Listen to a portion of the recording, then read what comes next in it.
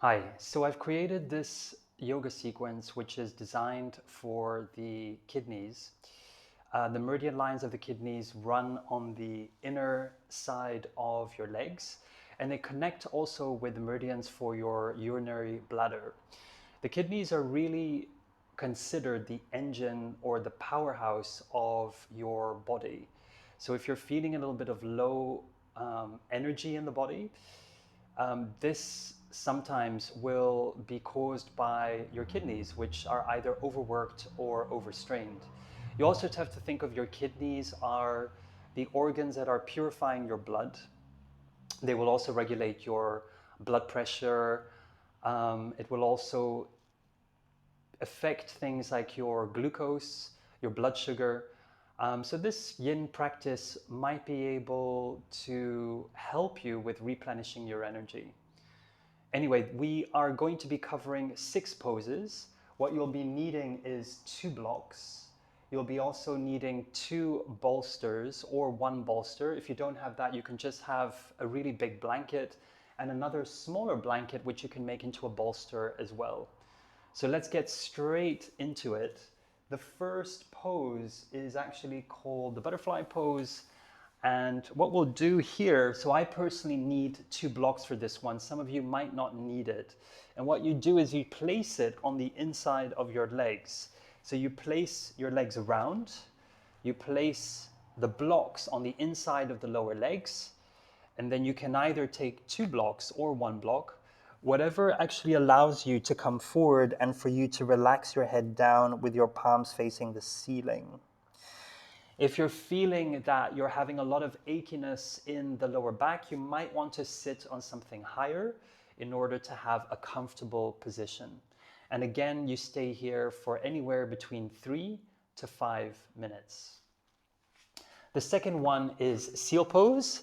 So here, what you want to do, I'll give you 2 options. Some of you might have lower back issues. And what you want to do here is you can either come into the first part where you go into Sphinx and you just place your elbows down. You have a 90-degree angle with your arms and you just look forward and then open the chest. What you want to do here alternatively is coming into seal pose. So that's really going to induce more intensity. So you place your hands out to the front and you have your fingers facing sideways, so more or less at a 45-degree angle, and then you press up.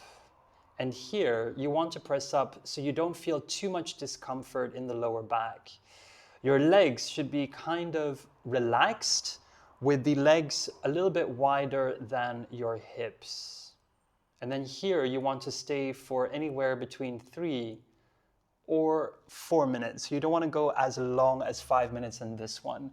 Good. And then you complement that just by separating your knees and you come here into a child's pose. And then in this child's pose, you just rest here for a minute. Good. After that, we'll come into a supported forward fold. So here, this is where I'll be needing quite a few of my props.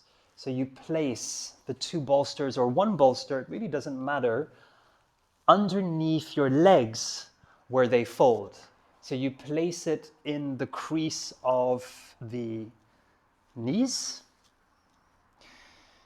And then here for some, you might want to place a blanket underneath your sit bones, especially if you're having this significant rounding in the back, which I do have, but it is improving step by step. So here you can just take the bolster underneath your stomach, and then you come forward, and again, you place your hands and your arms next to you with the palms in a kind of surrendered position towards the sky. And then here you want to stay anywhere between 3 and 5 minutes. Then we come into the next one. This is called straddle pose.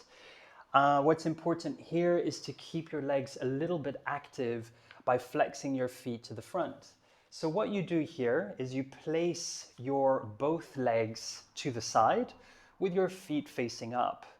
Now, some of you are going to have a significant rounding in the lower back. If that is the case, you just sit on your blanket not your pet, unless your pet is really friendly and accepting. Good. So you have your legs out separate. You take the bolster.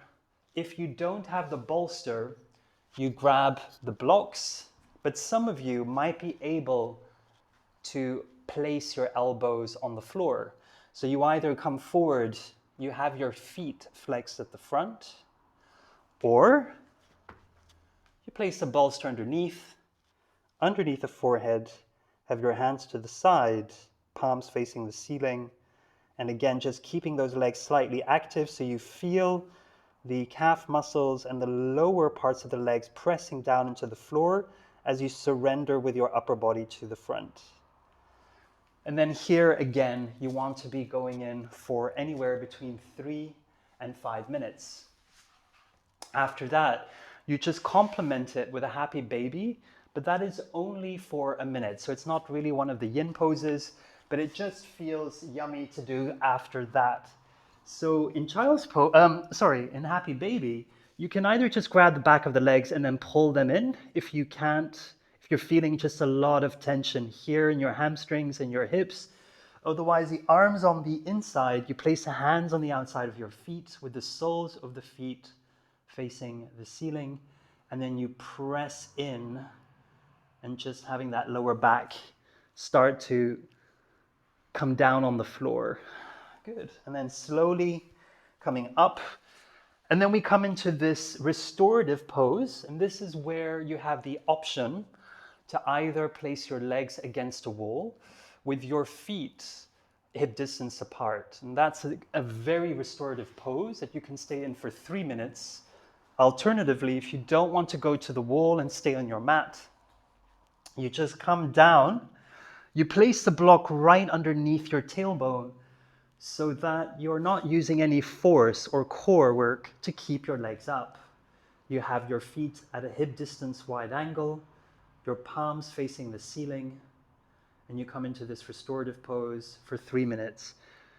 And especially if you're suffering from stress or you're really low on energy, this is going to replenish the energy in your body. Good.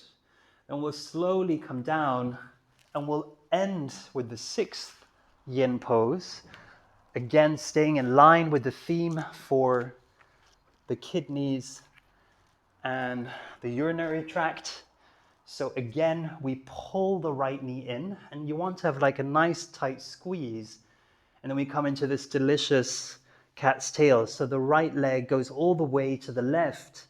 You bend the bottom leg, grab the foot, and then here you just look in the opposite direction of your extended leg whilst relaxing the shoulders on the floor. And here you end the twist for 3 minutes. You change sides, pulling the left knee in, tight little squeeze first, and then supine twist the leg, but you extend the leg again, bend the leg that's underneath, grabbing the foot, and then looking to the other direction of your extended leg. And again, just breathing and accepting in the pose. Good. Once you've done that, you just lie flat on the floor, and you want to spend about a minute or so, and you can even extend that. It depends on what you're feeling today. Just with the blanket or the bolster underneath the crease of the knees, and you have your feet wider than your hips, and you come into Shavasana, but that is supported underneath the knees. And then you can stay here for anywhere between 5 and 10 minutes, coming into a nice mindful state.